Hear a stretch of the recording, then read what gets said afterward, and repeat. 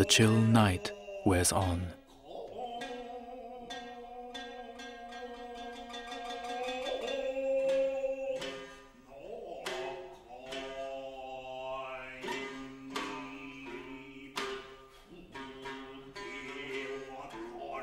Suddenly, a shower of rain and thunder growls in the sky.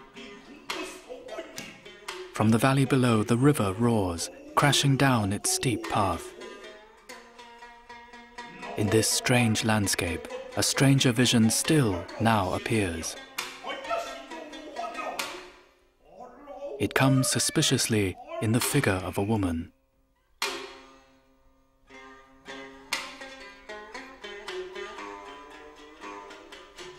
We're told how the vision disappears from view, only to be belched up again in the light of the torch flames, fanned by the mountain wind.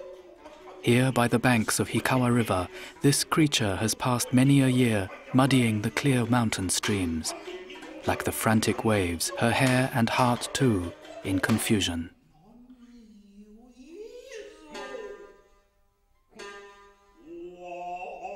According to Chikamatsu's version of the story, the great eight-headed serpent is in fact the evil spirit of Princess Iwanaga, daughter of the ancient deity of mountains. Said to have been very ugly, Iwanaga's shame and resentment at her own form made her demand the sacrifice of women who were much more beautiful than she. Wishing to cause havoc, she also stole a treasured imperial sword called Totsuka.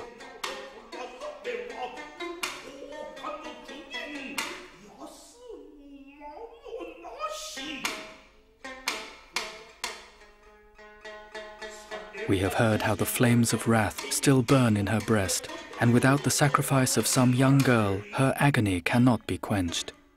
And so, for many years, she has come to this place to take a living victim. Tonight, it is to be Princess Inada, whom she will devour in a single mouthful.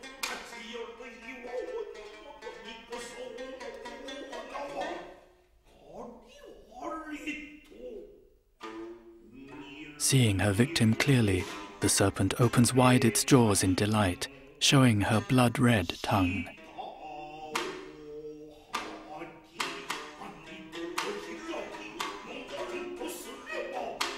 But just then, the fragrance from the jars of sake fills the air, making the serpent's heart beat faster, drawing her close.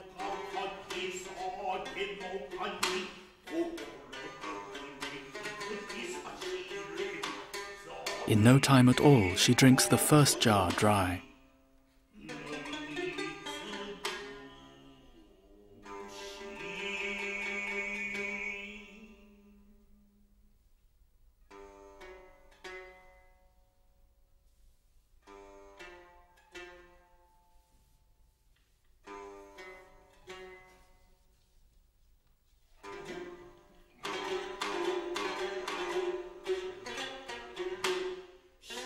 More and more she drinks, until, before she knows it, she feels gloriously drunk. In fact, the jars were instructed to be placed here by the god Susanoo, younger brother of the great sun goddess, whose plan it is to slay this serpent and rescue Princess Inada.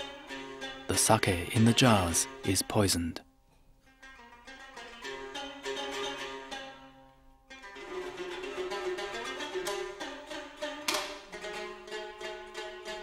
Unable to resist, the serpent goes from one jar to the next, and as she glances inside, she sees the same moon's reflection, the pale moon of daybreak.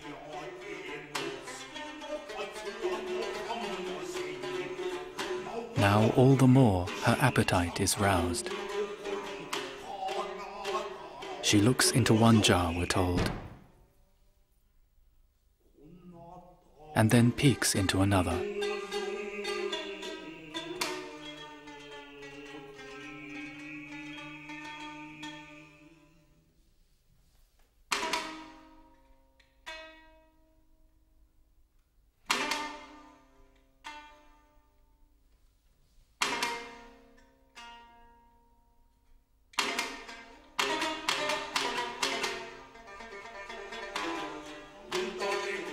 Her mind and appearance dissolve in chaos, With the alcohol, her color suddenly reddens even to the roots of her hair, and she begins to resemble the legendary shoujo wine sprite.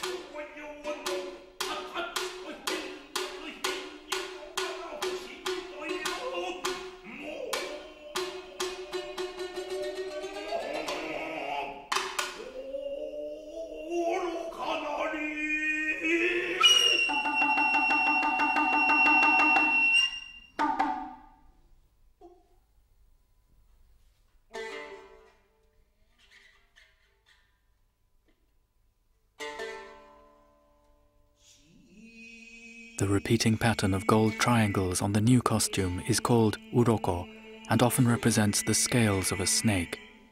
This is the climax of the dance. Now, intoxicated with wine, the serpent will dance by the light of the moon.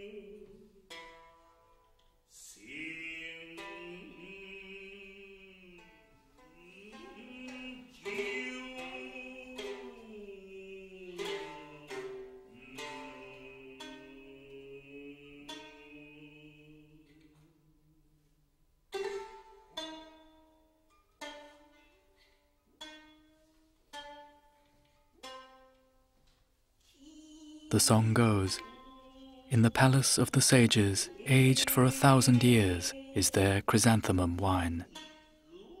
The lyrics refer to the mythical elixir of life distilled by virtuous sages from the dew on chrysanthemum flowers. The juxtaposition here of a wine so pure with one so tainted is sadly ironic.